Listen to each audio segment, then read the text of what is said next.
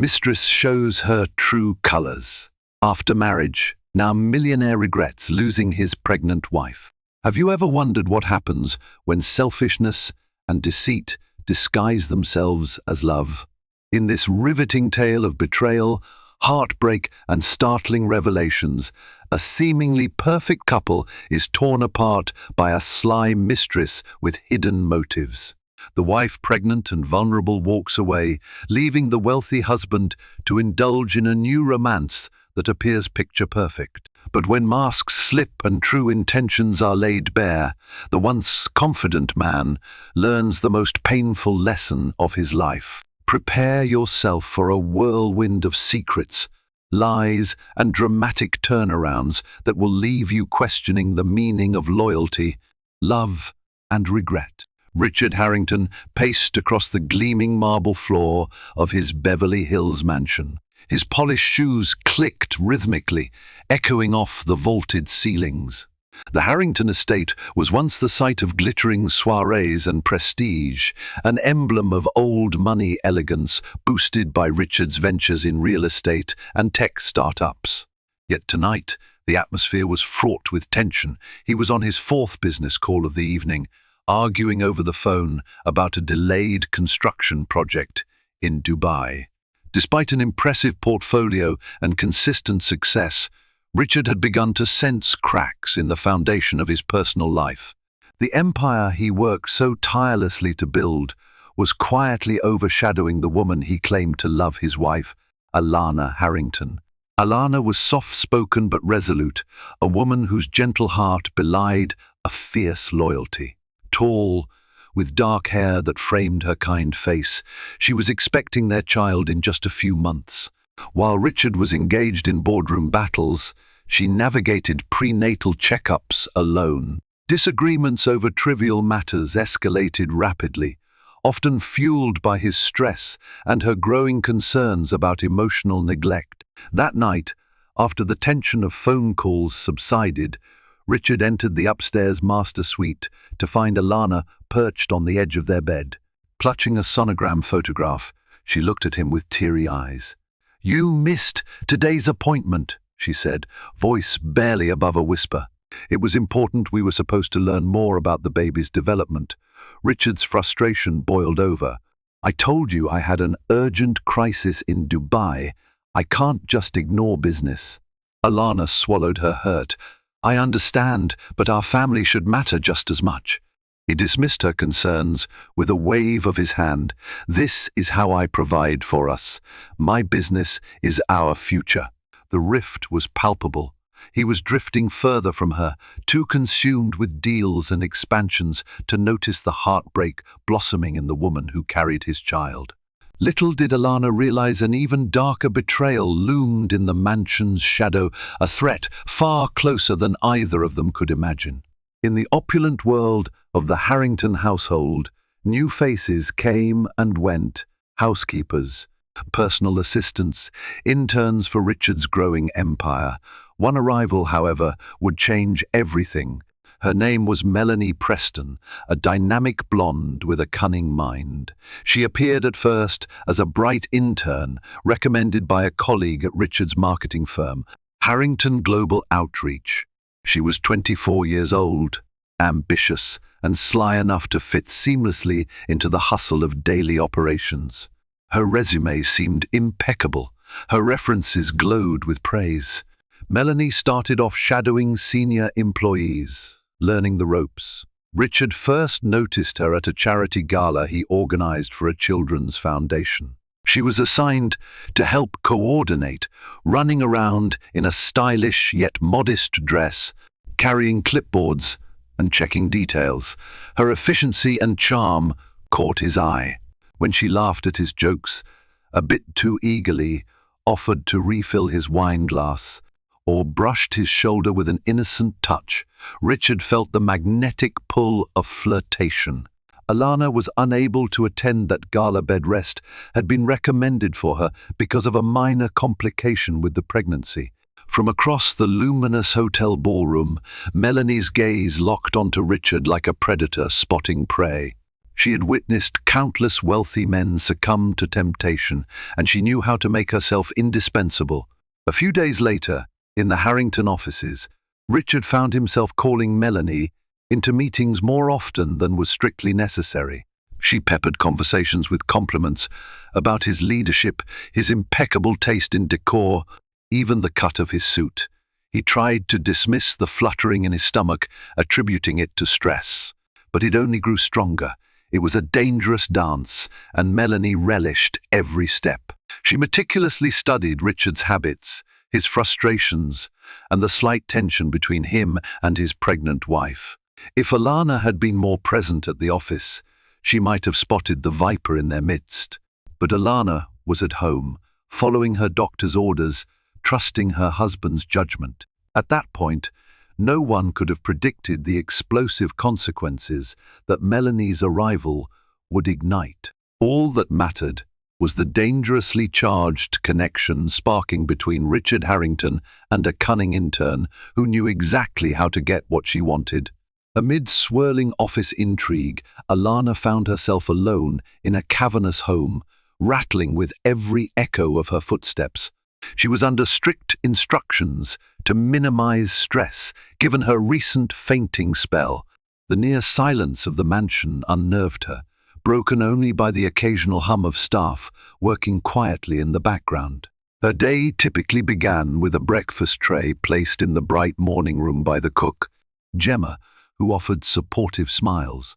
After that, Alana would try to read or watch baby-related videos online, but her mind often drifted to the swirl of events in Richard's busy world, a world she once effortlessly joined. They had married 3 years ago in a glamorous ceremony. Alana wore a custom gown, and Richard gave the toast of the century, extolling her virtue and vowing to protect her forever. He insisted they'd be unstoppable together. Now, that promise felt hollow. Late-night dinners alone became the norm. The robust social life they once shared shrank to sporadic charity events that she could seldom attend. Desperate for companionship, Alana confided in her best friend, Christine Michaels. Christine was a feisty journalist, known for her tenacity, especially when uncovering shady business deals. Over tea one afternoon, Christine listened to Alana's concerns about Richard's frequent absences. "Do you think there's someone else?" Christine asked gently. Alana bit her lip. "I can't bring myself to believe he'd do that. We've been through so much together, but I feel him slipping away." Christine's gaze hardened. "You're pregnant and need support. He should be there. If he's not, I'd start asking questions." Alana nodded, a swirl of anxiety building in her chest. Her friend's words echoed in her head long after she left. Each day, she wrestled with the suspicion that she was missing a crucial piece of the puzzle. She reminded herself that stress was dangerous for the baby, but the gnawing concern ate at her, eroding her confidence in the life she thought she shared with her husband. Back at Harrington Global Outreach, Melanie's role expanded significantly, much to the bafflement of other employees. She found herself in advanced marketing strategy sessions, quietly perched at the edge of the conference table. Richard insisted on her presence, claiming she brought a fresh perspective. Before long, the dynamic between them grew bolder. Over lunches that stretched longer than usual, they chatted about matters far from professional. Melanie feigned wide-eyed admiration at every anecdote Richard shared about his success. She asked personal questions that straddled the boundary between curious and intrusive, everything from how Richard built his first $1 million deal to his favorite brand of whiskey. One late afternoon, after an intense meeting, Melanie stepped into Richard's executive office with a thick folder in hand. She approached him carefully, her body language suggesting more than professional courtesy. "Mr. Harrington," she began, her voice low, "I've compiled the notes you wanted on the philanthropic opportunities in East Asia." He looked up from his desk. "Thank you, Melanie. Please, sit down." She sat, crossing her legs. The tension in the room crackled like static. Richard cleared his throat, forcing his gaze away from the subtle movement of her skirt hem. "I appreciate your thoroughness," he said. "You've gone above and beyond." Their eyes locked. The words that lingered in the air said more than compliments about a job well done. Melanie stood again, stepping closer to his desk. In her gaze, Richard saw pure invitation. His heart pounded in conflicting rhythms, one for his wife and unborn child, another for the temptation sitting just inches away. He knew it was wrong. He told himself he was just lonely, weighed down by responsibilities and seeking an outlet. But as he breathed in the faint perfume she wore, logic drowned in a flood of desire. Moments later, Melanie left the office, a triumphant smile on her lips. They hadn't crossed the final line yet, but both sensed it was only a matter of time. Across town, Christine Michaels sipped her latte in the bustling cafe near her newsroom. She had just left Alana's mansion, where her dear friend looked more despondent than ever. Christine recalled Alana's trembling voice. "He won't even talk to me properly anymore. He's always elsewhere." Concerned, Christine decided to trust her instincts. She wasn't just a friend. She was also an investigative journalist. If something was happening behind Alana's back, Christine intended to uncover it. There was no time to waste. Alana's baby was due in a few months, and she deserved to know if her husband's loyalty was compromised. Christine began by casually contacting a few of Richard's employees under the guise of writing a profile piece on Harrington Global Outreach. She discovered an intriguing bit of gossip. A new intern named Melanie Preston was rumored to spend a lot of one-on-one time with Richard. Christine's antenna immediately went up. She delved deeper, learning that Melanie was hired just a couple of months ago, had an uncanny ability to charm influential men, and that her background references were a bit too glowing. Her next step was to search public records and any accessible social media accounts. She discovered multiple men praising her marketing acumen, but their praise had a suspiciously uniform ring to it. It was as if Melanie had curated her image with surgical precision. Driven by a mix of protectiveness and professional curiosity, Christine arranged a meeting with one of the mid-level executives at Harrington Global. She found a quiet corner booth in a dimly lit downtown restaurant where she interviewed the executive anonymously for safety. He confirmed her suspicions. Melanie Preston had rapidly climbed in the firm's graces, all thanks to the CEO's peculiar favoritism. Christine's mind raced. The real challenge lay ahead, proving something tangible was going on, or at least warning Alana that her husband's emotional distance might have a name and a face. But Christine knew confronting Richard directly could be tricky. She needed proof that would make Alana listen, because the last thing she wanted was to sow discord between them if, by some miracle, there was an innocent explanation. Still, deep in her gut, Christine believed the innocence was long gone. The moment Richard truly betrayed Alana happened late one night after a celebratory office event. Harrington Global Outreach had successfully clinched a mega deal with a Chinese conglomerate, and the team gathered at a chic rooftop bar to toast their success. Alana was at home, under doctor's orders to rest. As the party wound down, only a few remained, Richard and Melanie included. The city lights sparkled below them, an intoxicating palette of possibility. Melanie suggested they order one last bottle of champagne to mark the occasion. Richard, already tipsy, agreed. They toasted privately in a secluded corner, away from prying eyes. Melanie leaned in, her hair brushing his shoulder, her voice warm against his ear. The conversation blurred from professional chatter to personal confessions. Richard felt an electric thrill in that hush of intimacy. He'd never seen Alana as a burden, yet in that moment, all he wanted was to escape from the weight of impending fatherhood, the business expansions, the constant pressure. Melanie offered him a piece of excitement, a dangerous spark that threatened to ignite into a fire. By the time they stumbled into a waiting taxi, their desire was mutual, unstoppable. Melanie gave the driver directions to a swanky hotel rather than drop them off at separate homes. Inside the elevator, their lips finally collided in a forbidden kiss. Neither cared about the moral lines they shattered with every press of the elevator's ascent. Much later, in the hush of a luxurious suite, they lay entwined, the city shimmering through the floor-to-ceiling windows. Richard experienced a moment of clarity in the aftermath. Guilt stabbed at him as he thought of Alan, his gentle smile, her swollen belly. But Melanie curled against his side, resting her hand on his chest, as though she claimed him. He swallowed his remorse, mentally promising to handle the ramifications in the morning. He had just crossed the most critical line of his marriage, and though he didn't fully realize it, there would be no going back. Back at the Harrington mansion, Alana sensed something was off even before Richard returned. He arrived at dawn, reeking of alcohol and feebly explaining he'd stayed to finalize contract details over drinks. She tried to believe him, but the shift in his demeanor was painfully evident. He couldn't look her in the eyes, his embrace felt distant. A nauseous swirl of suspicions took root in Alana's heart, but she choked back the questions for the baby's sake. Stress was dangerous. Stress could induce early labor. Richard, for his part, tried to maintain a veneer of normalcy.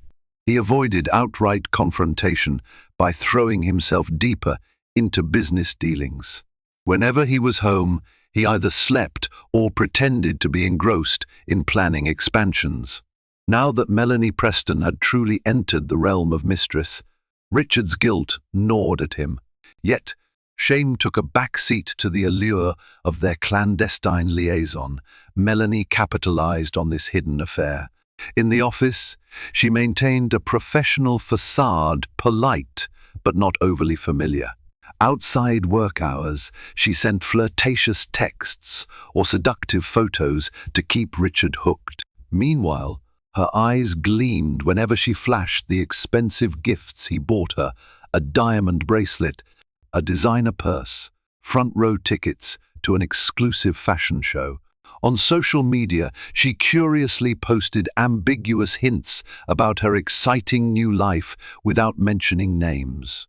She wanted the success and prestige that came with a wealthy partner, but she also craved the thrill of secrecy. To the unsuspecting observer, Richard and Melanie were just boss and employee.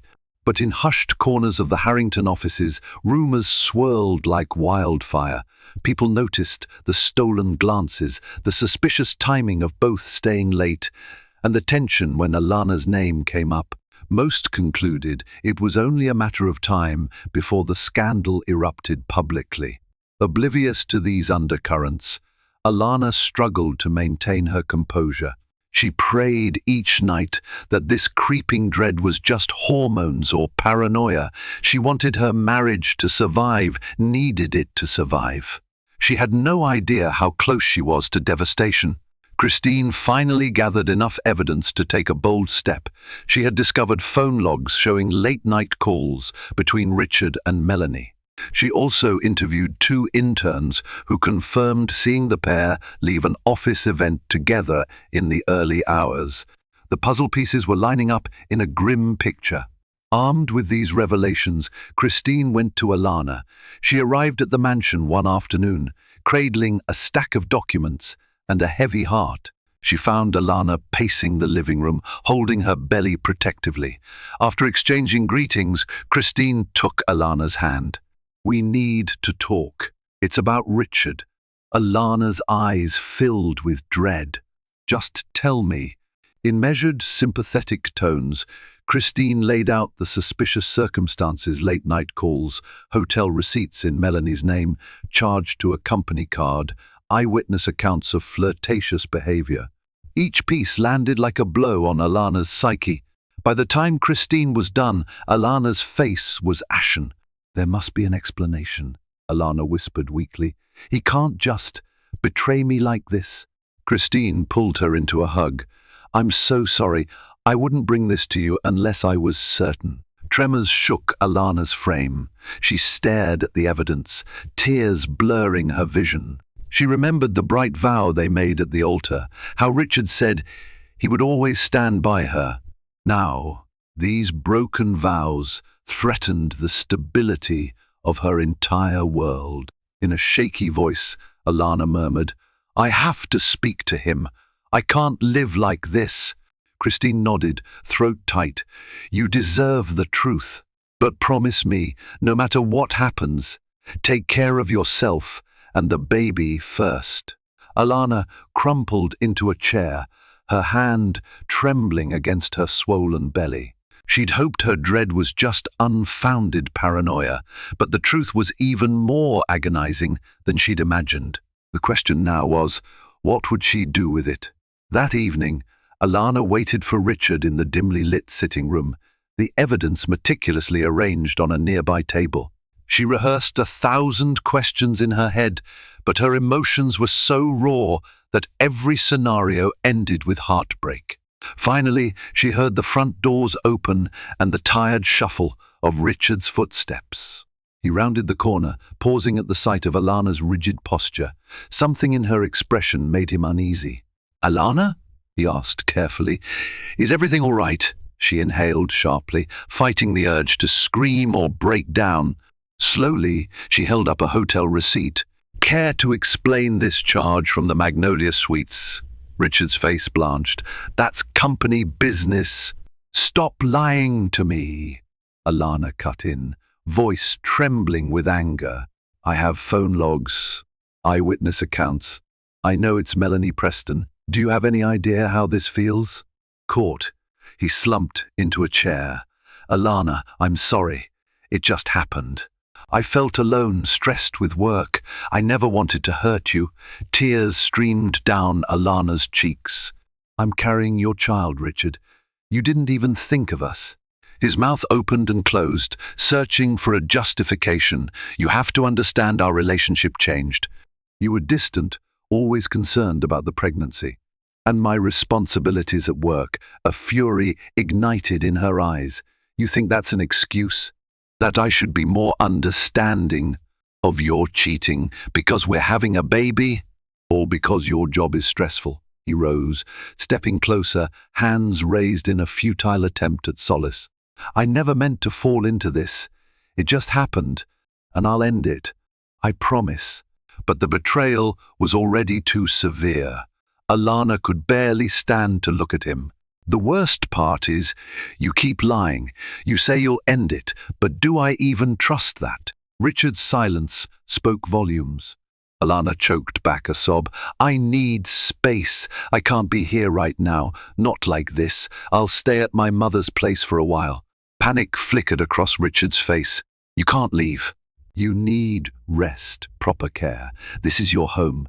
She shook her head, heartbreak etched in every line on her face. "Not anymore." Then, clutching the evidence, she turned away. Within an hour, she was gone, leaving Richard alone in the echoing mansion, grappling with the catastrophic consequences of his infidelity. Melanie Preston learned of Alana's departure the very next day. Instead of guilt, she felt a heady rush of excitement. There was now more room for her in Richard's life. The mistress strutted into the Harrington Global offices with an almost defiant confidence.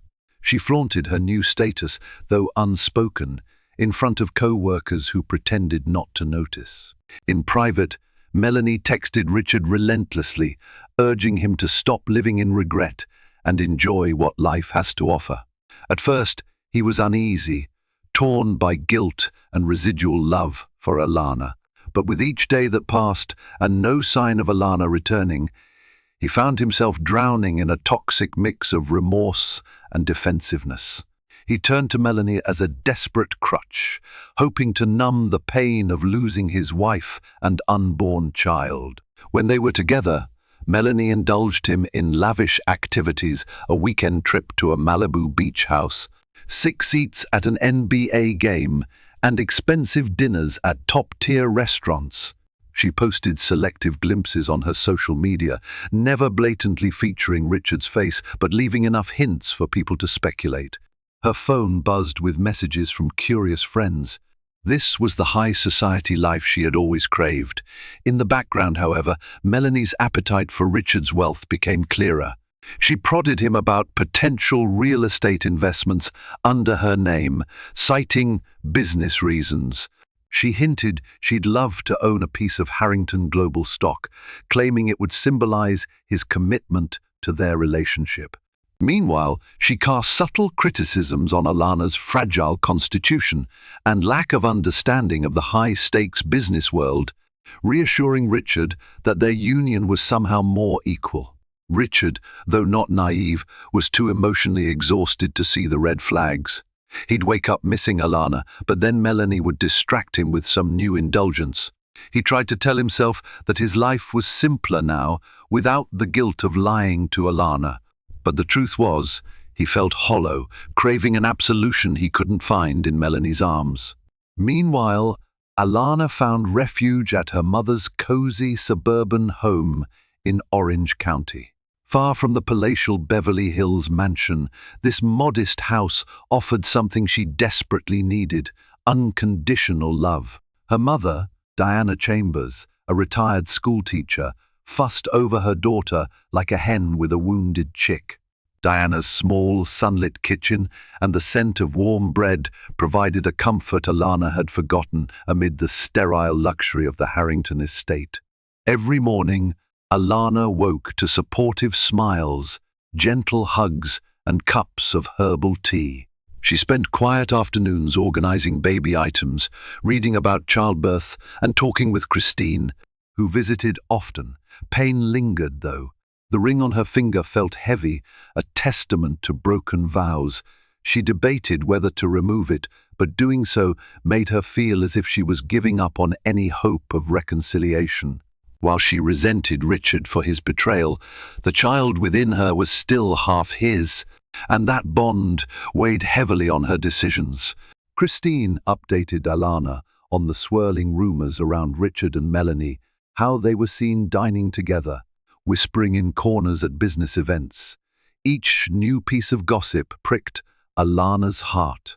She tried to focus on her health, determined not to let stress jeopardize her pregnancy. In her calmer moments, Alana considered the possibility of forgiveness. If Richard truly ended the affair and was willing to seek counseling, might she give their marriage another chance for the baby's sake? But then the memory of him lying about nights spent away, or the times she felt unseen and unvalued, would surface, overshadowing any inclination to forgive. For now, she cradled her unborn child and prayed for the strength to navigate whatever came next. She might have left Richard, but the real journey was just beginning. Days turned into weeks. Richard half expected Alana to come back after she cooled off, but the quiet halls of the Beverly Hills mansion remained silent. He tried calling her, sending messages apologizing for his lapse in judgment, promising he'd fix things. She only responded to confirm her continued well-being and that of the baby, never inviting deeper conversation. During this tense stalemate, Melanie quietly moved more of her belongings into Richard's home, her expensive makeup on the bathroom counter, designer clothes in a spare closet. She never announced she was moving in. She simply insinuated herself, piece by piece. Before long, she was hosting small gatherings in the living room with her group of shallow, socialite friends. They marveled at the mansion's grandeur, taking selfies by the crystal chandeliers and lush garden. Richard felt a twinge of discomfort whenever he saw unfamiliar faces in the home he once shared with Alana. But part of him was resigned. Melanie always claimed it was good for networking and that she was helping him connect with new demographics. Behind the scenes, cracks began to show. Melanie grew impatient whenever Richard's mood soured. She wanted the doting, financially generous version of Richard, not a brooding man mourning his marriage. She insisted he shop with her for more high-end jewelry and went into a sulk if he dared hesitate. She also pushed him to make statements about moving on, itching to formalize her role as the new woman in his life. He found himself missing Alana's soft nature and genuine concern. Unlike Melanie, Alana never demanded expensive tokens. She cared about his well-being, not just the portfolio under his name. At night, when Melanie slept sprawled across silk sheets, Richard would lie awake, haunted by memories of Alana's laugh, her gentle scolding when he overworked, and the warmth in her eyes whenever she talked about their baby's future. Yet he remained paralyzed by pride and denial. He told himself it was too late he'd made his choice. There was no turning back. As Alana's due date drew closer, Diana Chambers decided enough was enough. Seeing her daughter's tears and worry, she made a bold move, confronting Richard. One crisp morning, Diana arrived at the Harrington mansion, ringing the ornate doorbell. A housekeeper let her in, somewhat startled.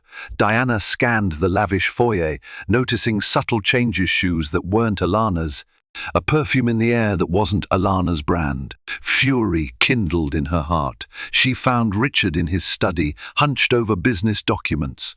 Surprised, he stood up hastily. "Diana, what brings you here?" She set her purse on a nearby table. "I've come on behalf of my daughter. She's due in a few weeks, and you're nowhere to be found." Richard's face flushed. "We had a falling out. It's complicated." Diana's voice trembled with anger. "Complicated? You betrayed her. She's pregnant with your child, and you're shacking up with another woman. My daughter deserves better." He looked away, shame flickering across his features. "I never intended for things to go this far. I want to make amends. But what?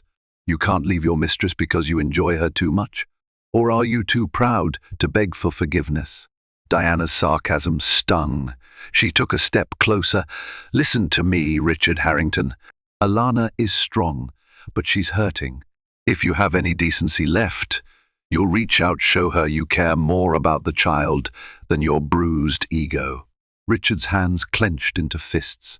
He felt defensive, yet also guilty before this woman who reminded him so much of Alana's kindness and moral center. I will. I swear." Snorting softly, Diana grabbed her purse. "Don't swear. Just do it. If you let your child come into this world without a father who's present and remorseful, you will live with that regret forever." Then, turning on her heel, she left. Her words echoed in the marble halls, leaving Richard to confront a tidal wave of regret that threatened to consume him. The meltdown came when Richard attempted to pull back from the expensive escapades and shifting lifestyle. He cancelled a shopping spree Melanie had planned, citing financial constraints due to a project on hold. Melanie exploded in anger, accusing him of being stingy and still hung up on your ex. "You're a millionaire," she spat, flinging her platinum credit card onto the coffee table. "How can you deny me a few purchases when you blow money on business deals every day?" Richard ran a hand through his hair. "I'm not denying you, but I have responsibilities, family responsibilities." Her eyes narrowed. "Oh, so your pregnant ex is your priority now. Maybe you should go crawling back to her if you're going to act like this." He inhaled sharply, reeling from the venom in her tone. Gone was the sweet, comforting persona Melanie once used to attract him. In its place stood a woman consumed by entitlement and ambition, glaring at him as though he were a mere stepping stone. "We're not discussing Alana," he managed, voice tight. "This is about you and your out-of-control spending." Melanie let out a harsh laugh. "I see how it is. The minute I move in, you try to lock up your wallet. So I'm just a fling for you, is that it?" Before he could respond, she stormed upstairs, leaving him in the living room with a dull ache in his chest. This confrontation laid bare a stark reality. The love they had was hollow, built on illusions and lust. For the first time, Richard acknowledged he'd made a catastrophic mistake. Worse, He realized he might lose Alana, truly lose her. Unbeknownst to Richard, this was only the tip of the iceberg. Melanie's true intentions were far darker than mere extravagance. He was about to discover just how far she would go to secure her position. 2 weeks later, Alana experienced complications. It started with light contractions that escalated into severe cramping. Terrified, Diana rushed her to the hospital. The doctors worried about preterm labor, cautioning that stress might have triggered it. Christine arrived soon after, waiting anxiously in the corridor. Gasping through pain, Alana sobbed, "I can't lose this baby. I just can't." Christine squeezed her hand. "Stay strong, Alana. You've got this." Meanwhile, in the midst of his business dealings, Richard got a frantic call from Christine. "Alana's in the hospital. It's serious. You need to come right away." His heart dropped. Without a second thought, he abandoned a critical meeting and raced to the hospital. There, he found Christine pacing outside the maternity ward, tears glistening in her eyes. "How is she?" He breathed, chest heaving. "She's stable, but they had to administer medication to stop the premature labor. They might keep her for observation. Go see her." Swallowing his nerves, Richard entered the room. He found Alana propped against pillows, looking pale and exhausted. Wires and the fourth lines threaded around her. Her expression hardened when she saw him, as though she couldn't decide whether to scream or cry. He approached gingerly. How do you feel?" She looked away, tears rolling silently down her cheeks. He reached out to take her hand, and surprisingly, she didn't pull away. Maybe fear had softened her anger. "I'm sorry," he whispered, voice breaking. "I never wanted this. If anything happened to you or the baby, She let out a shaky breath. "We're all right, for now. I just can't handle the constant strain anymore." In a poignant moment, he leaned down and gently kissed her forehead. She closed her eyes, remembering better times. Despite the walls of betrayal between them, their unborn child connected them irreversibly. They sat in silence, tears dripping onto sterile white sheets. But the hush was shattered when Melanie Preston arrived at the hospital's entrance, demanding to know why Richard had vanished from a business call. The confrontation that followed would turn an already tense situation into a full-blown storm. Christine, who had stepped into the hallway to call Alana's obstetrician, spotted Melanie marching toward the maternity ward. She wore sky-high heels and an outfit more suited for a cocktail lounge than a hospital. Fury burned in her eyes. Christine blocked her path. "Melanie Preston, correct? You have no business here." Melanie scoffed. "Richard isn't answering his phone. I'm here to find out why my fiancé," she spat the word with emphasis, suddenly vanished. Christine bristled. "He's not your fiancé. He's a married man whose wife is in the hospital with preterm labor." Melanie brushed past, ignoring Christine's outstretched arm. She reached Alana's door, pushing it open to find Richard at the bedside, holding Alana's hand. The air crackled with tension. "Richard," Melanie hissed, "you just left me hanging at the office." "What's going on?" He spun around, his expression torn between anger and shame. "Melanie, go home. This isn't the time." Her gaze landed on Alana, whose fragile condition prevented her from rising to confront the intruder. With a sneer, Melanie said, "So you came running back to her after everything?" Alana's pulse pounded. She struggled to stay calm. "Just leave," she said weakly. "I'm dealing with enough without your drama." Richard's voice rose. "You're out of line, Melanie. Alana and the baby's health come first. Period." A flicker of rage contorted Melanie's face. "Oh, I see. Now that she's in a hospital bed, you get to play hero. What about me, Richard? You promised me a future." Alana let out a bitter laugh, even as tears streaked her cheeks. "He promised me a future, too, while I was carrying his child. Look how that turned out." For a long moment, no one spoke. The tension was palpable, slicing through the sterile hospital air. Finally, a nurse appeared, ordering them to keep quiet and respect the patient's need for rest. Melanie, sensing she'd lost control of the situation, stomped out, cursing under her breath. That public outburst clarified what everyone already suspected. There was no peace in Richard's new entanglement. Worse, his presence with Alana made it crystal clear that the vow he had made to Melanie was built on shaky foundations. After the nurse restored order, Alana insisted Richard leave.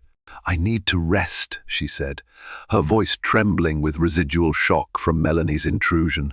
"You shouldn't be here." Richard stood, conflicted. "I just want to make sure. She'll be fine," Christine interjected, stepping into the room. "Medical staff can handle this. You should go." He looked pleadingly at Alana. "I do care, you know, I'm sorry." Alana fought to steady her emotions. "If you truly care, show it by letting me have peace. Don't bring that chaos into this hospital room." He nodded, eyes filled with regret. "All right, I'll be in the waiting area if you need me." Then he stepped out, leaving Alana with Christine, who promptly locked the door. Alana exhaled a shaky breath. She felt a swirl of emotions, relief, anger, sadness. Christine stroked her shoulder gently. In the corridor, Richard collapsed onto a chair, burying his face in his hands. The confrontation had jolted him to reality. He had sacrificed a loving marriage for a toxic affair with someone who was not only unsympathetic, but downright hostile to a pregnant woman. As he sat there, another visitor approached, Diana Chambers, who had rushed over from home. She took one look at him, her eyes brimming with disappointment. "Richard, I warned you that this would end badly." He nodded miserably, not even defending himself. I know. I don't know how to fix this." Diana shook her head. "You may not be able to fix it, but at least do what's right for your child. And if you have any decency left, you'll keep that woman away from Alana." Richard stared at the stark, white hospital walls. "I will," he said softly. "I promise." Leaving Melanie now seemed like the only moral option. But he was also aware that the mistress he had elevated to a place of power in his life wouldn't go quietly. Still, at that moment, he resolved to do it, no matter the cost. He was prepared to lose everything if it meant Alana and his baby might eventually forgive him or at least be free of the chaos he had created. Richard drove home from the hospital, mind swirling with self-reproach. When he arrived, he found Melanie waiting in the living room, arms folded tight across her chest. The tension in the air was almost tangible. "You embarrassed me at the hospital," she snapped as soon as he stepped inside. "Acting like I'm some outsider. I'm tired of being second to your ex." He set his keys down, taking a deep breath. "Alana is not my ex. She's still my wife. And she's carrying my child. That's not changing." Melanie let out a harsh laugh. "So you're saying I should just vanish? Let you two get back together for a happily ever after?" "I don't know if she'd ever take me back," he admitted, voice raw. "But I can't keep doing this with you. It was a mistake." Her face twisted in anger. "A mistake?" "All those promises, all that time we spent together, you think you can just drop me?" Richard swallowed, his mouth dry. "Yes, I should have never betrayed Alana. I'm sorry, Melanie, but this is over." She glared, eyes flashing with menace. "Oh, don't you dare give me a hollow apology. I sacrificed my reputation for you, moved my things here, believed your sweet words. And now you want to throw me out like trash?" He closed his eyes. "I'll give you whatever financial support you need to transition. But you can't stay here." Suddenly, she grabbed a vase from the mantel and hurled it across the room. It shattered into pieces. Heart pounding, Richard stepped back. "That's your answer?" Melanie screamed, tears of fury spilling. "Money to make me go away, so you can run back to your pregnant wife, the one you've been ignoring for months?" In that instant, the gold-digging veneer crumbled into a vicious snarl. Melanie was no longer the charming intern or cunning mistress. She was a wounded, enraged opportunist. And Richard found himself facing a meltdown with uncertain repercussions. He could only hope it wouldn't destroy everything he still cherished.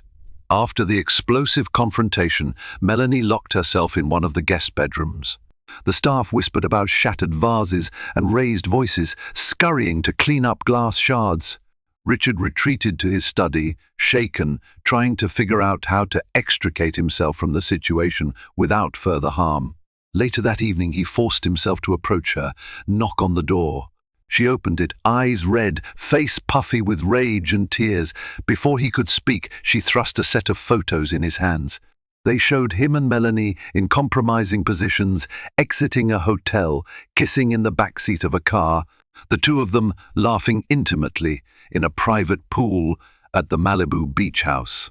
They were date-stamped. "I have more of these," she hissed, "and I can share them with the tabloids, your wife, your investors, everyone." He felt his pulse spike. "You're threatening me?" She lifted her chin defiantly. "I'm not threatening. I'm giving you a chance to be smart. You walk away from me, you'll lose your precious reputation.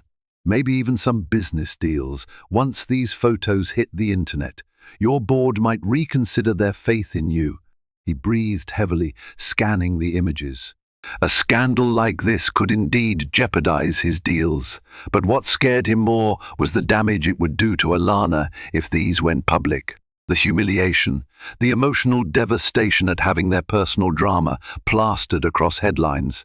The idea made him physically ill. "What do you want, Melanie?" he managed, his voice hollow. She smirked. "I want what I'm owed. A settlement for starters. Enough to set me up comfortably. And if you want me quiet, you'd better pay up. A lot. Or else I'll unleash a media storm." Richard stared at her, disbelieving. The woman who once seduced him with flattery and sweet smiles had transformed into a blackmailer. He realized that beneath her polished facade, she was far more ruthless than he'd ever imagined. With threats looming, Richard feared for Alana's well-being. He didn't want her to be dragged through a scandal in her fragile state. He discreetly arranged a meeting with his personal lawyer, Jackson Reed, a seasoned man who had navigated countless corporate crises. They met in Jackson's private office. After hearing Richard's predicament, Jackson sighed heavily. "This is serious, Richard. If these photos go public, it'll be a tabloid frenzy. But hush money is never guaranteed to keep someone silent forever. She might come back for more." Richard ran a hand through his hair, weariness etched in his eyes. "What can I do?" Jackson considered a moment. "First, we can file a restraining order if she threatens you physically. As for the blackmail, we could gather evidence she's extorting you. That might help if this goes to court. But you risk her releasing the photos anyway, out of spite." Richard felt trapped in a labyrinth of consequences. "I might just pay her to leave quietly. I can't risk Alana's health. She's already been through enough." Jackson nodded, empathy in his gaze. "Understood. But do so cautiously. Document everything." Meanwhile, in her mother's suburban home, Alana was making progress in her recovery. Her condition stabilized, and the doctors expressed cautious optimism. She still wrestled with heartbreak, but focusing on the baby gave her purpose. She'd discovered a new reservoir of strength. A small part of her still hoped that Richard would rectify the mess he created, though not necessarily for a reunion, simply to ensure peace for their child. Christine, ever the vigilant friend, kept watch for any media leak. She sensed the tension building around the Harrington mansion, especially with rumors of heated arguments between Richard and Melanie. Something big was about to happen. She was sure of it. Yet she could only wait, ready to shield Alana from the aftermath of any impending scandal. Under Jackson Reed's guidance, Richard offered Melanie a substantial sum to depart quietly. She accepted the check, but not without a final parting shot. "If I find out you double-crossed me, or that you're bad-mouthing me around town, "These photos are just the beginning," she warned, her voice frigid, his chest tightened. "I won't cause you trouble. I just want you gone." She rolled her eyes, pocketing the check. "Sure, enjoy your precious life with wifey, if she'll even have you." With that, she vanished, leaving behind an eerie hush in the mansion. For a moment, Richard exhaled in relief, but the damage was done. The once warm home felt hollow, echoing with a sense of betrayal. He looked around at the lavish furniture, the ornate paintings, and realized how meaningless it all seemed without Alana by his side. That night, he found himself flipping through old photos on his phone, pictures of him and Alana during happier times. Their honeymoon in Santorini, where they laughed over plates of fresh seafood, holiday gatherings at her mother's house, where he felt welcomed and loved. His heart clenched. He could almost hear her joyous laughter. He wanted to call Alana, beg for a chance to atone. But each time he started to dial, guilt tied his tongue. He had allowed so much damage, nearly jeopardizing her and the baby's health. He feared she'd never believe him again. After pacing the mansion for hours, he finally decided to visit her in the morning. He needed to humble himself, to face her anger, heartbreak, and maybe hatred, because they both deserved closure.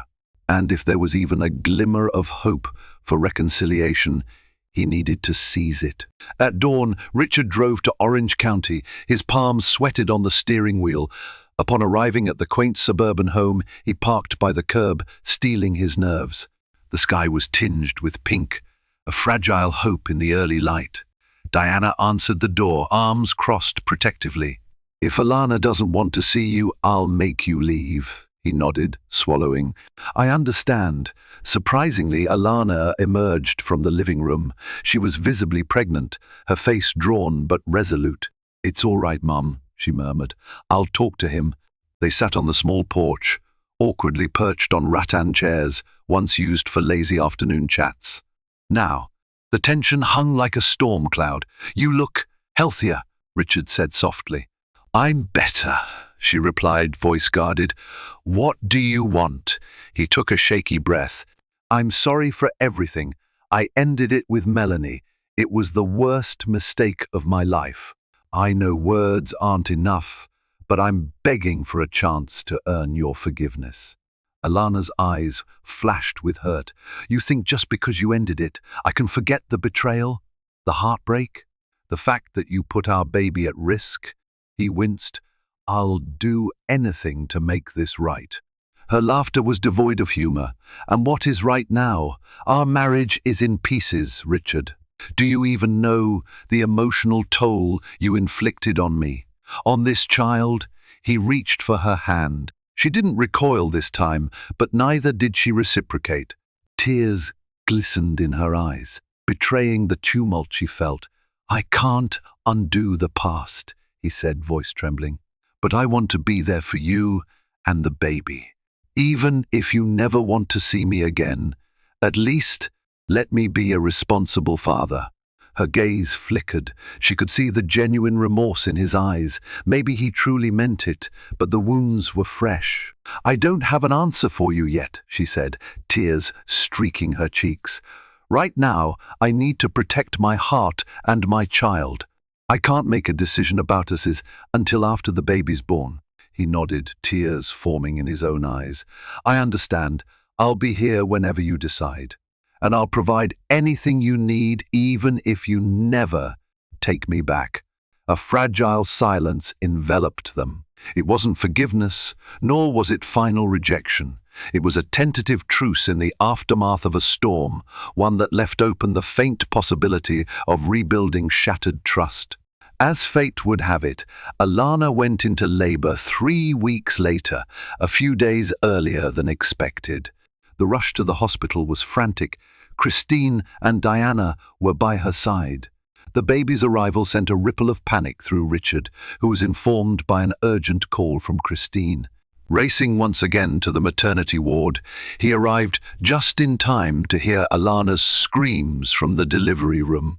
The nurses allowed only one person inside, and Alana, in the throes of contractions, found herself reluctantly allowing Richard in.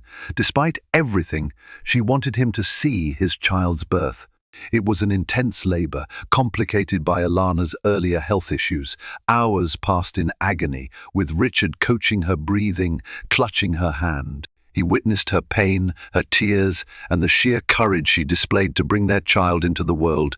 At last, a piercing cry filled the room. A baby boy, healthy despite the tumultuous pregnancy. The doctor placed him in Alana's arms, and she gazed at the tiny face, overwhelmed by love and relief. Richard stood beside her, tears streaming down his cheeks. "You did it," he whispered. Her gaze flicked to him, still carrying the weight of betrayal, yet softened by the miracle of this moment. "We did," she corrected softly, though the statement was layered with meaning. The next few hours were a whirlwind of medical checks, family visits, and emotional tears. Alana cradled her son Lucas Harrington against her chest, feeling every ounce of motherly devotion surge through her. Diana and Christine shared the joyous moment, tears of happiness overshadowing past pain. Richard lingered in the corner, not wanting to intrude on the tight circle of maternal love. But when Alana finally beckoned him forward, his heart soared with hesitant hope. He gently touched Lucas's tiny hand, feeling a surge of protectiveness he'd never known. Yet, the question remained, could this precious child mend the rift between them? Or had the damage from Melanie's treachery and Richard's betrayal cut too deep? In the days following Lucas's birth, Alana and the baby stayed under medical supervision. Richard took up a near-constant vigil in the hospital's waiting room, stepping inside to see Lucas whenever Alana permitted. The synergy of father and child was undeniable. He changed diapers clumsily, rocked the baby when he cried, and gazed at him with awe. For Alana, witnessing Richard's devotion was both heartwarming and bittersweet. She remembered the nights she spent alone, pregnant and anxious, while he indulged in another woman's arms. Yet she couldn't deny that he seemed genuinely changed. The question was it enough? On the day she was to be discharged, Alana asked for a private conversation. They stood by the hospital window, Lucas asleep in a bassinet nearby. She turned to face Richard, arms wrapped protectively around herself. "I've thought about this a lot. I believe you're sorry, and I want Lucas to have his father in his life." He nodded slowly, heart thumping. "But I can't just forget what happened," she continued, voice trembling. "I won't put myself in a position to be betrayed again. If we move forward, it has to be with boundaries and professional help like counseling. No secrets, no half measures." Tears glimmered in Richard's eyes. "I'll do anything, Alana. Therapy, accountability checks, you name it. I don't expect forgiveness overnight, but let me earn your trust back." She studied him for a long moment. "I'm willing to try for Lucas's sake, and maybe for ours. But one misstep, and I'm done." "Understood." He exhaled in relief, nodding vigorously. "Understood." Gathering Lucas into her arms, she allowed Richard to walk them to the car. He gently placed their son in the car seat, a gesture that felt both surreal and symbolic, the first shared responsibility of many to come.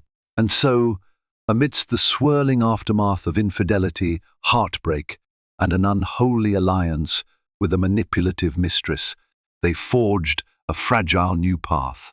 It would be a steep climb to reclaim love and respect. But for the first time in a long while, there was a glimmer of hope in the Harrington family's horizon. And that, dear viewers, brings us to the end of a tale where passion, betrayal, and heartbreak collided in the most extraordinary way. One man's tragic lapse in judgment nearly cost him the family he didn't realize he needed. A cunning mistress revealed her true colors, showing that, while wealth can tempt, nothing matches the power of genuine love and loyalty. As our characters strive to rebuild, we're reminded that trust is fragile, easily broken, but not always beyond repair. In the end, Choosing responsibility, humility, and love can pave the way to redemption, though it demands courage and sacrifice. If this story resonated with you, please remember to hit the like button, share it with anyone who loves real lifestyle drama, and subscribe to our channel for more captivating tales. Your support helps us continue exploring themes of love, loss, and the profound resilience of the human spirit. Thank you for watching. Millionaire husband hated his pregnant wife and drove her away. 5 years later, she returned stronger with their child. Conrad Blackwood never wanted children, or at least, that was the rumor whispered among high society circles. Married to the soft-spoken Eloise Bennett, an accomplished artist with a heart of gold, Conrad's glittering billionaire life seemed too important to be burdened by domestic obligations. When Eloise became pregnant, everything fell apart. He accused her of trapping him, hurled cruel words that left her shattered, and finally drove her away with nothing but a suitcase. That was 5 years ago. Now, a mysterious businesswoman has returned to town, one who exudes confidence and moves with a grace that has everyone talking. By her side stands a bright-eyed child who calls her Mama, and the father, Conrad Blackwood. To the outside world, Conrad Blackwood personified success. Born into a modest family in North Carolina, he clawed his way to the top through unwavering ambition and a flair for risk-taking. By his early 30s, he was known as a financial prodigy who could transform even the most precarious startup into a thriving empire. Wealth followed, then power, and finally the adoration of a public fascinated by self-made millionaires. At a charity gala in Manhattan, Conrad encountered Eloise Bennett. She stood apart from the chatter of socialites, wearing a deep blue gown that accentuated her calm beauty. Instead of pandering for investment tips, she asked about his philanthropic passions. He found her refreshing a break from the usual crowd of sycophants. In the swirl of that star-studded night, they shared quiet laughter and discovered an unexpected compatibility. She was an artist who adored music and painting. He was a businessman enthralled by visionaries. Soon, headlines declared them the new power couple merging art and commerce. The wedding was a spectacle, an opulent ceremony at the Blackwood estate, with luminaries like Andrew Friedman of Friedman and Friedman Associates and Helena Wentworth, an influential society figure, filling the pews. The press lauded them as an inspiration, calling Eloise a modern muse for Conrad's unstoppable drive. Their honeymoon was spent yachting off the French Riviera, sipping champagne and whispering about the future. Yet beneath the shimmer of their union lay a fragile foundation. Conrad's empire demanded relentless travel. He hopped between New York, London, and Hong Kong. While he closed deals in high-rise boardrooms, Eloise created vibrant canvases in an empty mansion. She tried to adapt to his whirlwind lifestyle, accompanying him on a few business trips, but he seemed perpetually distracted. Their once deep conversations dwindled to brief phone calls, overshadowed by Conrad's urgent obligations. Loneliness settled into Eloise's heart. She missed the days of their courtship, when Conrad would hold her hand during museum visits and discuss his dreams late into the night. Now he returned from overseas exhausted and preoccupied, if he returned at all. The staff at the Blackwood estate greeted her kindly, but she realized she was just another ornament in a realm dedicated to growing fortunes and forging alliances. Then she discovered she was pregnant. Tentative excitement blossomed within her. Surely this news would bring them closer. She imagined Conrad's face lighting up with fatherly pride. But when she finally told him, in what was supposed to be a tender, private moment, his reaction was anything but joyous. He accused her of wanting to derail his ambitions, of trapping him into domestic obligations he never signed up for. His words stung worse than any physical blow. Eloise's attempts to calm him were met with icy disdain. The man who had once professed boundless love now looked at her with resentment. In one harrowing argument, he demanded she leave if she refused to terminate the pregnancy. Fearful and heartbroken, she packed her belongings and left the estate, tears blurring her final glimpse of the opulent foyer. No one knew how quickly a love story could curdle into a tragedy, yet for Eloise, that was the day her world was ripped away. And for Conrad, it was merely an inconvenient snag in his unstoppable climb to greater power and influence. Eloise found herself standing outside the Blackwood estate with just 2 suitcases, trembling from the confrontation that had unraveled everything she thought she knew. She clutched the edge of her coat, trying to steady her breaths. Rain started to fall, mingling with the tears on her cheeks. In her mind's eye, she still saw Conrad's face contorted with anger, his words echoing, "You never asked if I wanted a child." A nearby taxi driver, sensing her distress, offered to help load her luggage. She slid into the back seat, numb. "Where to?" he asked, but Eloise had no immediate answer. Her family lived across the country in Seattle, and traveling there felt like admitting complete defeat. In a shaky voice, she instructed the driver to head to the nearest upscale hotel. She wanted a quiet room where she could think. That night, Eloise stared at the stark white walls of her suite, her mind whirling with questions. She tried calling Conrad once more, hoping he might calm down, but his phone went straight to voicemail. The next morning, she found her bank account still intact. Conrad had not blocked her access. Perhaps it was an oversight, or perhaps he considered it hush money. Either way, Eloise decided she couldn't remain in Manhattan, surrounded by the reminders of her humiliation. She slipped out of the city, relocating to a small coastal town in Maine she had visited once during a summer art retreat. It felt remote, a perfect place to hide from paparazzi, or the high society gossip that might erupt if anyone realized she was pregnant. She rented a modest cottage near the water. Despite her heartbreak, Eloise resolved not to let despair define her next steps. She was carrying a life inside her, an innocent child who deserved a mother's love. At first, she struggled to adapt. She had no close friends in this quiet Maine town, and her belly swelled as weeks passed. She worried about paying for a baby's expenses, despite having some savings. Yet, as her pregnancy advanced, Eloise discovered a resilience she never knew she possessed. She sold a few of her paintings online, using her maiden name to avoid attention. Gradually, her vibrant art found a small but appreciative audience, enough to keep her afloat financially. Her loneliness was eased by a kind neighbor, Pauline Withers, an elderly widow who offered warm meals and gentle conversation.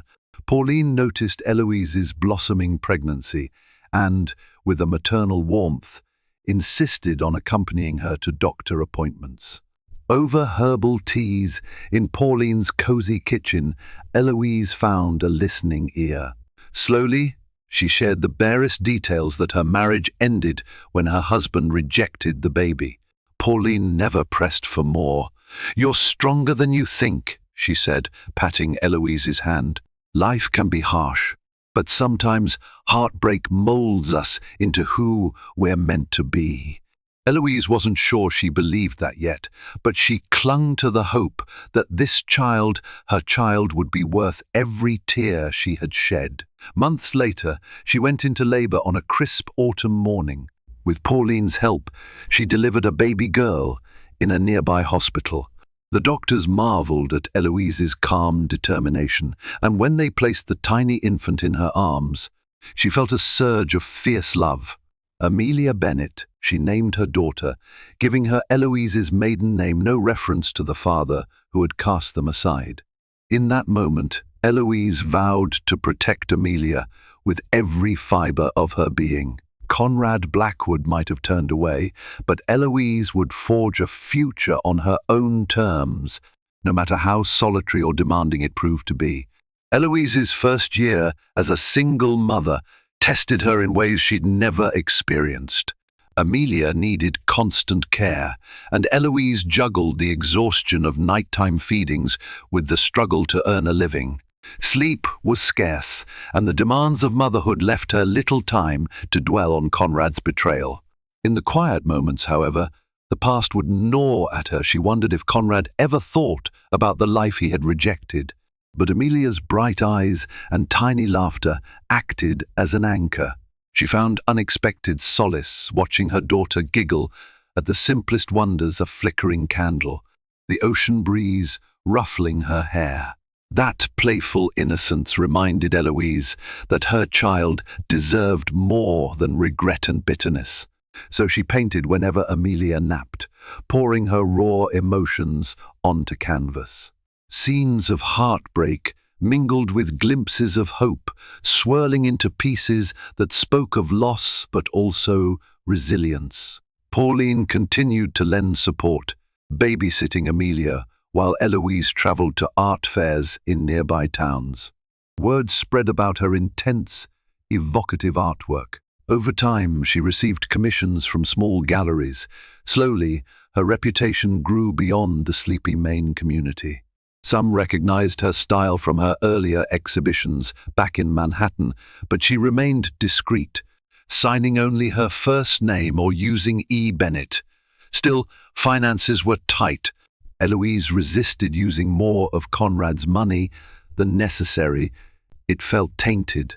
She paid the bills with her painting income and a meager portion of the joint account, determined not to rely on his fortune. When Amelia turned 2, Eloise realized their small cottage was no longer big enough for her expanding studio. She began searching for better opportunities to showcase her art. A turning point came when an influential Boston gallery owner, Martin Rothschild, stumbled upon Eloise's work during a charity auction in Maine. Struck by the raw passion in her paintings, he offered her a spot in his upcoming gallery exhibition, a leap forward for any emerging artist. Nervous yet excited, Eloise accepted. The exhibition was a resounding success. Critics praised her distinctive blend of color and emotion, labeling her pieces stirring reflections of the human spirit.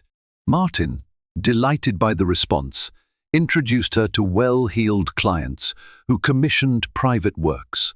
Soon, Eloise's income soared beyond what she once dreamed possible.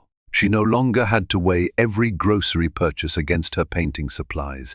Throughout this whirlwind, Amelia thrived.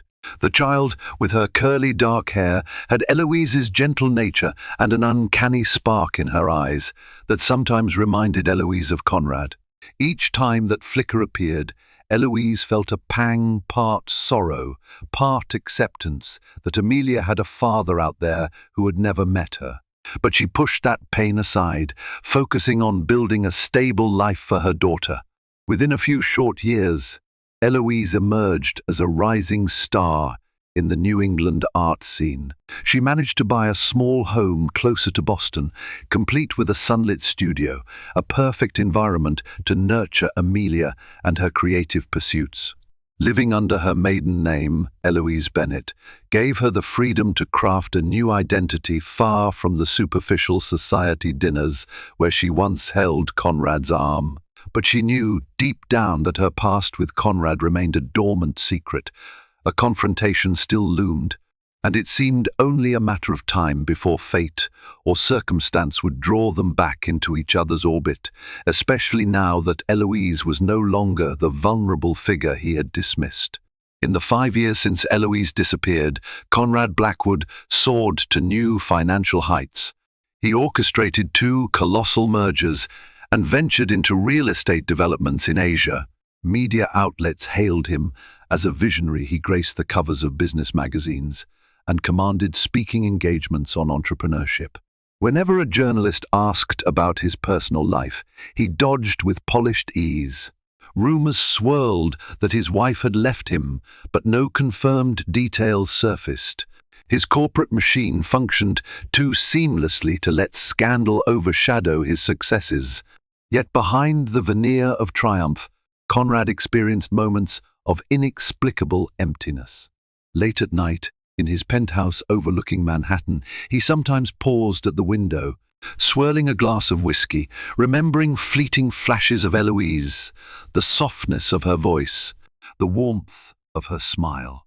He had never publicly acknowledged her departure. He told close associates they had grown apart and left it at that. Only a few high society insiders gossiped about Eloise's sudden disappearance, but with no official statement. The whispers faded. Conrad often rationalized that Eloise's pregnancy was a betrayal, a sabotage to his grand ambitions. He still harbored resentment, believing she'd intentionally withheld birth control or manipulated him. The idea of fatherhood, with its obligations and unpredictability, clashed with his rigid worldview. Yet, as years passed, seeds of doubt planted themselves in his mind. In quiet moments, a voice asked, "What if you made the wrong choice?" He rarely allowed that thought to linger. Instead, he busied himself with expansions and philanthropic endeavors. He became a patron of prestigious art galas, ironically sponsoring multiple up-and-coming artists in memory of Eloise's passion. Some nights, as he mingled at these events, a pang of longing hit him. He'd think he spotted her in the crowd. But every time, it was a stranger. The ache of regret never fully dissipated.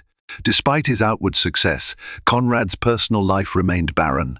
He dabbled in superficial relationships, model girlfriends, the occasional actress, but none lasted more than a few months. He refused to share his penthouse or his heart, guarding himself against any threat to his routine.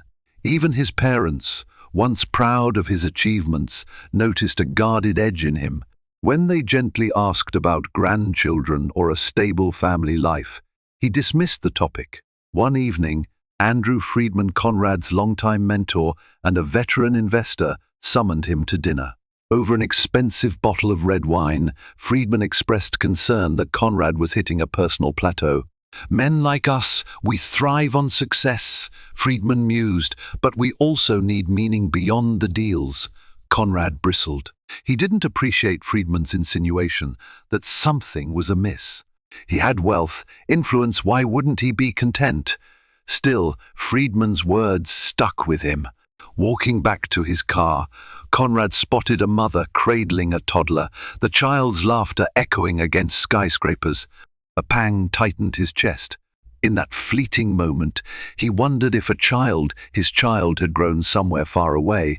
Living a life without him, he dismissed the notion as sentimentality. Eloise had her way, I had mine, he told himself, determined not to let past shadows derail his unstoppable momentum. But destinies often intersect again, especially when one forcibly tries to seal the past behind locked doors. For Conrad, the day of reckoning was drawing near, far closer than he could suspect. On a sunny afternoon in Boston, Eloise Bennett was finalizing the details for a collaborative art exhibit curated by Martin Rothschild's gallery. The show promised to be her most significant exposure, yet local press teased it as a must-see for art connoisseurs. At the same time, she had just received an invitation from a philanthropic organization called the Hannah Frost Foundation, seeking to purchase several paintings for their upcoming fundraiser. The foundation specialized in supporting women's shelters and programs. Eloise admired their work deeply. Amelia, now a spirited 5-year-old, bounded around Eloise's home studio, fascinated by paintbrushes and canvases. She was a bright child, quick to learn and unstoppable in her curiosity. Eloise, busy packing finished pieces for shipping, paused to watch her daughter swirl. Safe, washable paint on a small easel. The joy in Amelia's eyes mirrored the happiness Eloise once knew with Conrad before everything shattered. That day, Eloise's phone buzzed with an unknown Manhattan number. Confusion flickered across her face as she answered. The caller introduced herself as Christine Holden, Assistant Director of the Hannah Frost Foundation. Christine explained that the foundation's primary sponsor was a high-profile billionaire who had offered to host a lavish charity gala in Manhattan. Part of the event would feature an auction of curated artworks, including Eloise's. Eloise hesitated. Traveling to Manhattan risked crossing paths with her old life. But Christine's excitement was contagious. "Your style resonates with our mission," she said. "We want your presence to highlight the artists behind these works." The gala was just a month away. Could Eloise stand to re-enter Conrad's city with Amelia in tow? Ultimately, Eloise felt compelled by the chance to advocate for women's empowerment, her new guiding principle after surviving her own crisis. She agreed on the condition that the foundation handle her accommodations and that they keep her personal details private. Christine cheerfully promised every courtesy. With a mix of apprehension and determination, Eloise began preparing for a trip that would inevitably bring her face to face with ghosts from her past. Amelia, oblivious to the gravity of this plan, cheered at the idea of visiting Mommy's old city. Eloise decided to frame it as an adventure, a chance to show her daughter the museums, the city lights, and maybe Central Park. She braced herself for the possibility of seeing Conrad or someone from his circle. After all, he was no stranger to galas. He might as well be the king of them in Manhattan. But she reminded herself she was no longer that timid wife. Now she was an established artist, a mother and a survivor. She arranged for Martin Rothschild to help manage her Boston obligations during the trip. Pauline Withers, her ever-supportive neighbor from Maine, planned to join them for a few days in Manhattan, partly for moral support and partly to watch Amelia if Eloise got swamped. One evening, after tucking Amelia into bed, Eloise sat by her studio window, gazing at the city lights from a distance. A swirl of anticipation and dread filled her. She fingered the wedding ring she still kept hidden in a box, recalling Conrad's face the last time she saw him. 5 years was a long time, and she no longer needed his acceptance. Yet she couldn't quell the flutter of anxiety in her heart at the idea of stepping back into his realm, carrying the child he had rejected. With a small, determined breath, Eloise vowed to be strong for Amelia. If fate or destiny led them to cross paths with Conrad Blackwood, then let it be on her terms. She was done running. Manhattan's skyline came into view as Eloise's train glided over the final stretch. Seated beside the window, Amelia's eyes widened at the glittering towers. "It's so big," she exclaimed, pressing her tiny hands against the glass.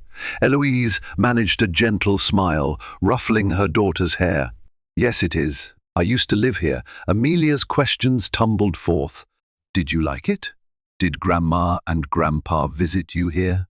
Eloise answered what she could, omitting the chapters of heartbreak. She wasn't ready to share. Meanwhile, Pauline dozed in the next seat, having insisted on accompanying them for at least the first week.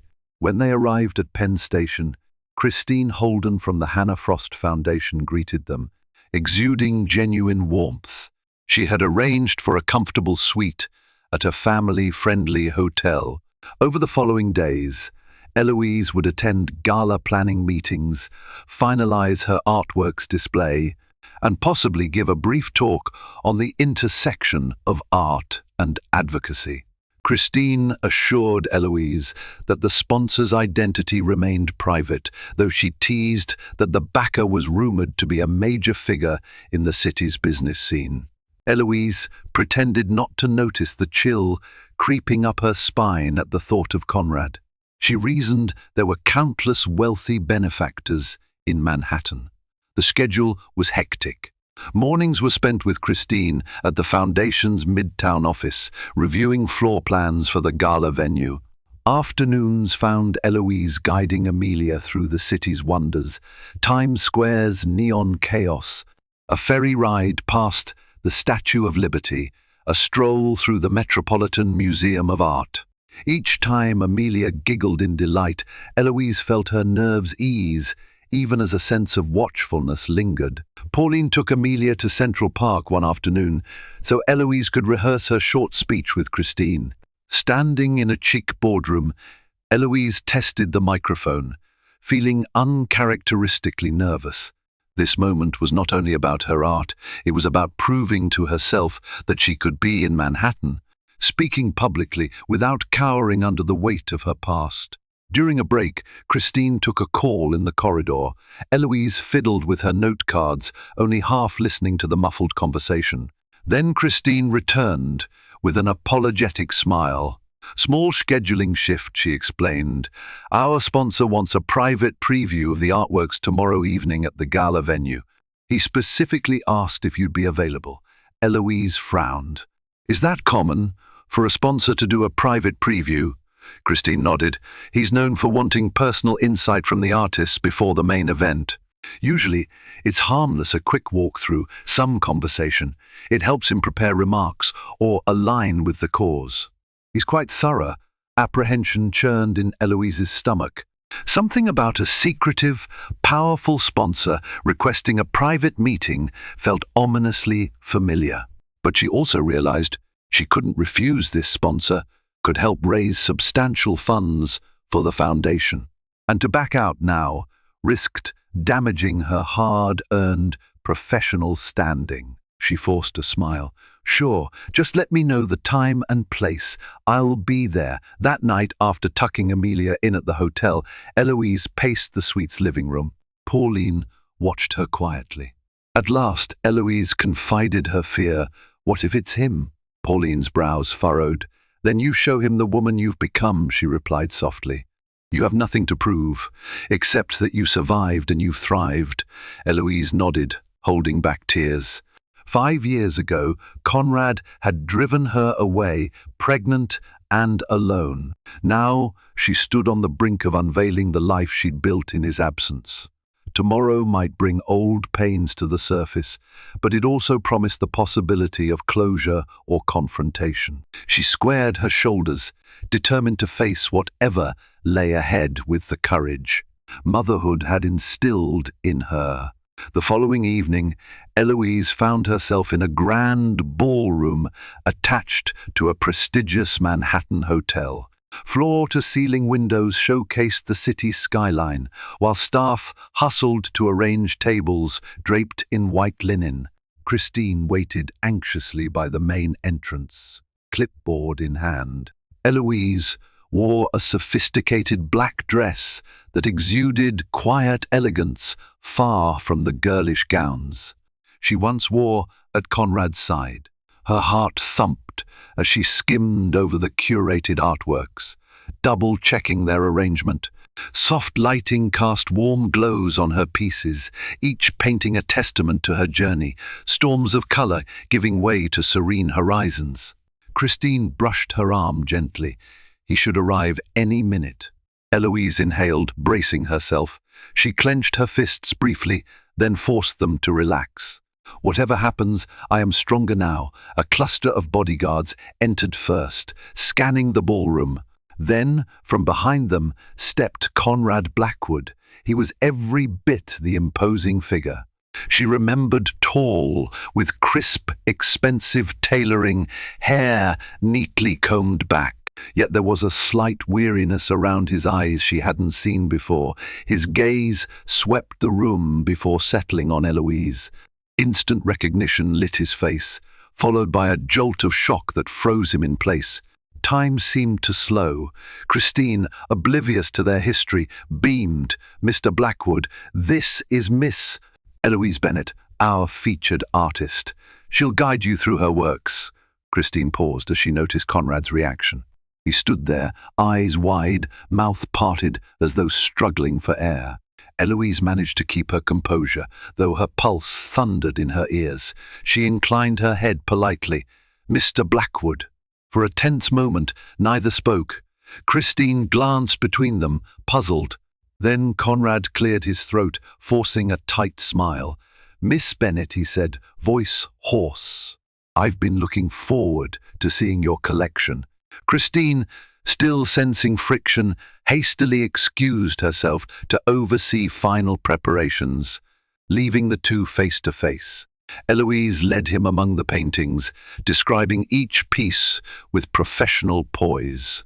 She highlighted her technique, the emotional subtext, yet never revealed the personal story behind them. All the while, Conrad's gaze kept flicking from the artwork to her. Each syllable of her measured explanation seemed to rattle him further. Finally, they arrived at a piece called Rising Dawn, which depicted a lone figure cradling a child against a stark horizon. The swirling colors in the background suggested adversity giving way to hope. Eloise's heart clenched. She tried not to let her voice waver as she said, "This one captures a turning point in my life." Conrad stared at the painting for a long moment. He ran a hand over his jaw, betraying the tremor in his fingers. "You," he began, then faltered. "Eloise, I heard rumors you left the city." "You were pregnant." She swallowed, mustering calm. "Yes, you made it clear you didn't want a child. So I left." The words hung in the air, blunt and unapologetic. His eyes darkened with a mix of regret and anger. Did you keep it?" he fumbled, evidently uncertain whether their child was alive or had been given up for adoption. The raw vulnerability in his tone pricked at Eloise's heart, but she refused to yield to pity. Her answer was a single, steady nod. "She's 5 years old now." Conrad's breath caught, and he stumbled back half a step. In the swirl of that grand ballroom, the man who had once reigned supreme looked as though the floor had dropped from beneath him. All the corporate deals, the unstoppable ambitions, suddenly paled in comparison. He opened his mouth to speak, but no words came. Eloise, holding her ground, waited for the onslaught of questions or excuses. The confrontation that had simmered for 5 long years was now boiling over, and neither of them could walk away unscathed. For a heartbeat, the opulent ballroom seemed to shrink around them, focusing their entire world on a single truth. Conrad Blackwood had fathered a child he never acknowledged. Eloise could see the tangle of emotions on his face: confusion, regret, fear. Memories of that fateful night in the Blackwood estate corridor, when he hurled accusations at her, flickered through her mind. 5 years of pain threatened to drown her anew, but she anchored herself in the knowledge of her own resilience. Conrad finally found his voice, though it came out uneven. "She, our daughter, how is she? Does she know about me?" His gaze darted across Eloise's features, searching for answers. "Her name is Amelia," Eloise replied calmly, though her throat felt tight. "She's healthy, happy, and bright. She knows she has a father, but I never fed her false hopes. You didn't want us, so I didn't want her pining for someone who would never come." He winced at the quiet rebuke. "1. I made mistakes," he said, voice barely above a whisper. Before he could add more, Christine's footsteps echoed behind them, carrying news that guests for the private preview were due to arrive soon. Conrad glanced at the approaching staff, panic flooding his expression. He leaned toward Eloise, voice urgent. "Please, can we speak in private later?" Eloise hesitated, her anger battling a flicker of compassion. She saw how undone he looked, a far cry from the arrogant businessman who dismissed her pregnancy as an inconvenience. Against her better judgment, she gave a single nod. "After the preview, we'll talk." The staff ushered in select patrons, a swirl of philanthropic elites who had donated generously to the foundation. Conrad, forced to resume his sponsor persona, stood with practiced poise, greeting acquaintances. Eloise fielded questions about her paintings, though her mind churned with the revelation that Conrad was the unseen benefactor behind this event. As the evening wore on, Conrad never strayed far from Eloise's vicinity. Their gazes occasionally locked across the room, each time stirring uneasy electricity in her chest. She spoke with donors about the meaning behind her work, careful not to let personal details slip. Her paintings had always been an expression of her journey, but she realized that tonight, more than any other, she had to protect her boundaries. By the time the last patron left, Eloise's head throbbed from polite conversation. Christine apologized for the long night, scheduling final instructions for the official gala the following week. Conrad lingered, presumably waiting for Eloise. She felt torn between wanting to flee and needing closure. They found a quiet corridor near the ballroom's exit, empty but for a dim light overhead. Conrad asked softly, "Where are you staying? I'd like to see Amelia." His voice trembled on the last word, as if he had just begun to grasp the gravity of fatherhood. Eloise's protective instincts flared. "You don't get to swoop in because of some moral epiphany. You told me to leave when I was pregnant, remember? You made me feel worthless, like a burden." Her eyes glistened with tears she refused to let fall. "Amelia deserves stability, not half measures. I need to be sure you won't hurt her the way you hurt me." Conrad's face twisted with remorse. He raked a hand through his hair. "I was terrified. I'd convinced myself having a child would ruin everything I'd built. It was selfish, short-sighted. But I can't fix the past. I can only try to be part of her life now." They stared at each other, the corridor's silence echoing with the unspoken years. Finally, Eloise relented slightly. "We're at the Gardenia Suites Hotel. She's with a friend, Pauline. If you want to talk about this, meet me at the cafe next door tomorrow morning, 9 o'clock. We'll discuss if or how you can see Amelia." "Thank you," Conrad whispered. He stepped forward, as if he wanted to embrace her, but Eloise stepped back. Then she turned and walked away, her heart a riot of conflicting emotions. Behind her, Conrad remained rooted in the corridor, watching her recede like a figure slipping through the cracks of time. They both knew the easy illusions of the past had shattered. What remained was raw accountability and a 5-year-old child. They each loved in vastly different ways. Morning light filtered through the windows of La Vie en Rose, the small cafe adjacent to the Gardenia Suites. Eloise arrived just before 9, ordering a latte and finding a secluded table near the back. The hush of the place, broken by soft French music, helped steady her nerves. She had left Amelia in Pauline's care at the hotel, explaining she needed a meeting with someone from her past. At 9:05, Conrad slipped through the cafe's entrance, scanning the room until he spotted Eloise. He approached with cautious steps, wearing a neatly pressed suit that seemed out of place in the relaxed setting. She motioned for him to sit. For a moment, neither spoke. Eloise sipped her latte, ignoring the swirl of emotions behind her calm expression. Conrad broke the silence. "Thank you for meeting me," she responded with a slight nod. "I'll get to the point, Conrad. Amelia is my priority. I won't allow anything or anyone that threatens her well-being." He swallowed hard. "I understand." His hands fidgeted with a sugar packet on the table. "I want to be in her life. I know I don't deserve an easy path to that, but I'm asking you to let me try." Eloise examined him, searching for sincerity. "Why now? Because you recognized me at the gala? Because you can't handle the guilt of discovering you actually have a child?" His jaw tightened. "It's not just guilt. I've had regrets for a long time." She raised an eyebrow, and he quickly clarified, "I'm not excusing my past behavior. I was cruel and selfish. I told myself a child would derail my ambitions and that your pregnancy was a betrayal. I see now how warped that was." He reached into his jacket pocket, pulling out a tiny photo. "This might seem strange, but I've kept this for years." Eloise recognized it.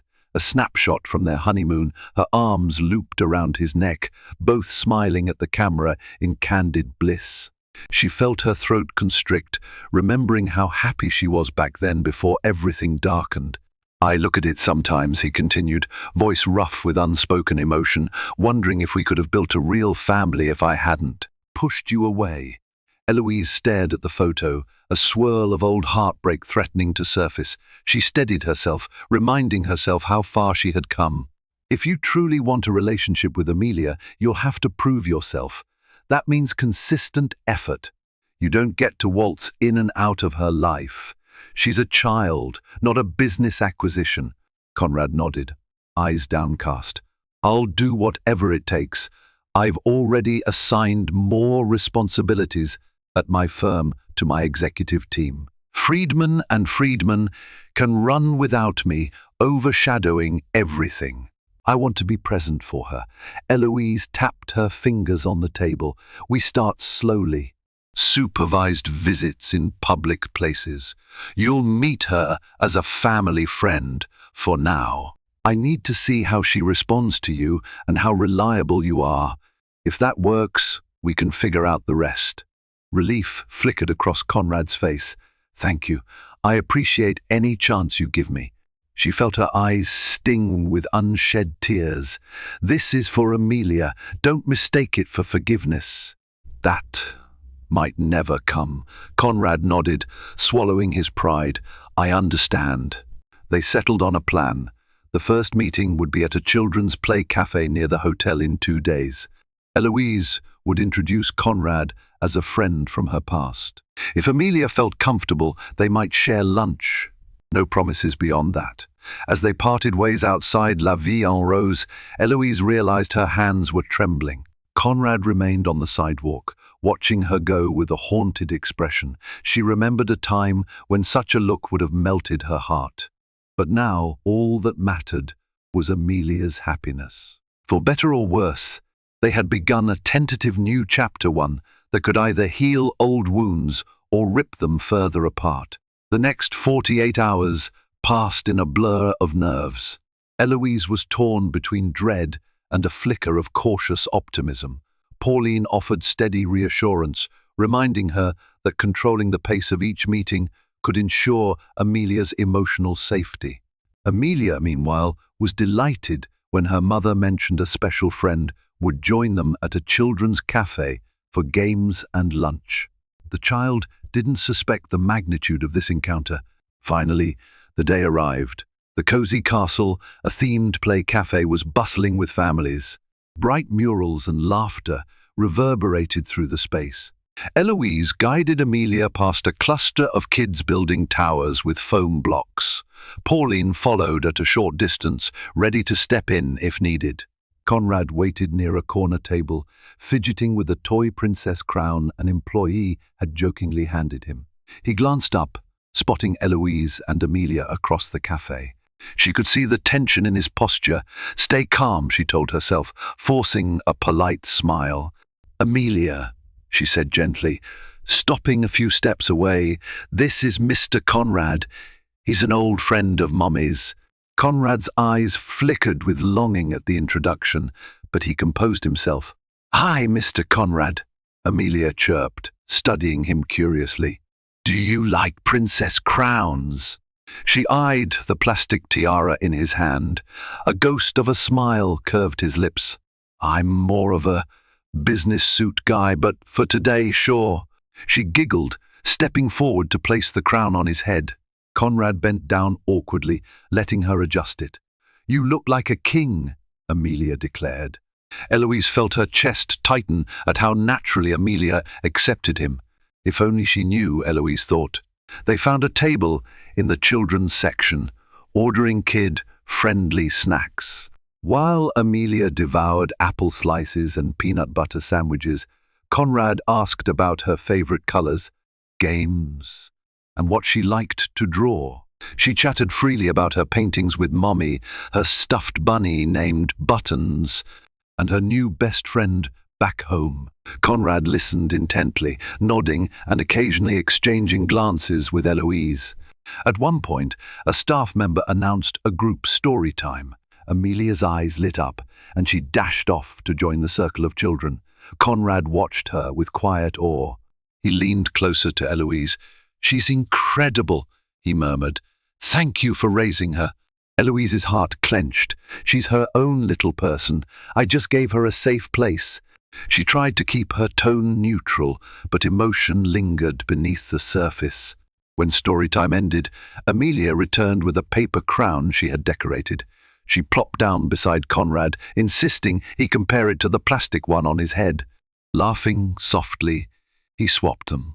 "Yours is nicer," he said, voice gentle. Eloise observed the scene with a mixture of relief and heartbreak. Conrad was making an effort. He didn't push too hard or try to claim fatherly authority. He simply engaged with Amelia, as though trying to soak up every moment.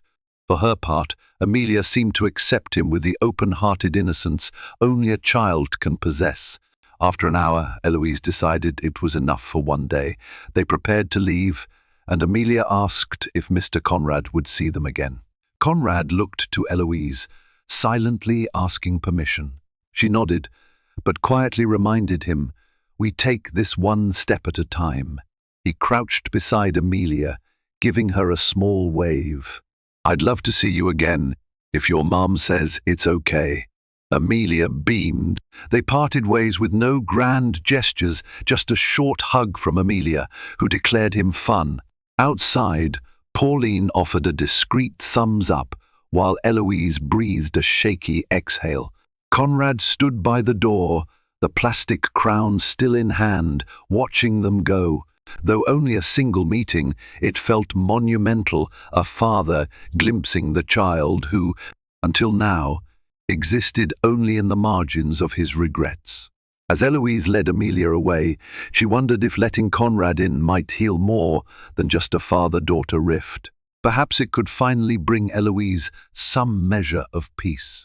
The days following that first meeting were an emotional roller coaster. Conrad texted Eloise daily, checking on Amelia, sharing how meaningful it had been to spend even a brief hour with her.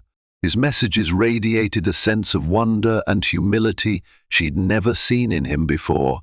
Eloise maintained cautious boundaries, she replied, politely, but avoided personal details. Still, her anger at him had begun to thaw, replaced by a cautious hope that he might be sincere in wanting to be a father. Meanwhile, the city buzzed about the upcoming Hannah Frost Foundation Gala. Invitations circulated among Manhattan's elite, promising a glamorous evening of philanthropy and art. Eloise, slated to speak about her pieces, found her presence had become a selling point, the reclusive artist with a powerful story, though the specifics remained hidden. She tried to focus on that professional milestone, even as her personal life loomed larger each day.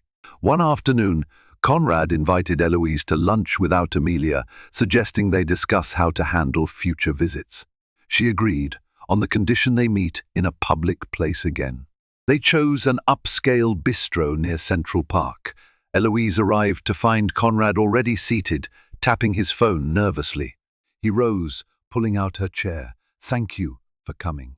She settled in, scanning the menu. "Let's talk about Amelia. She's enjoyed her time with you, but we need to build trust."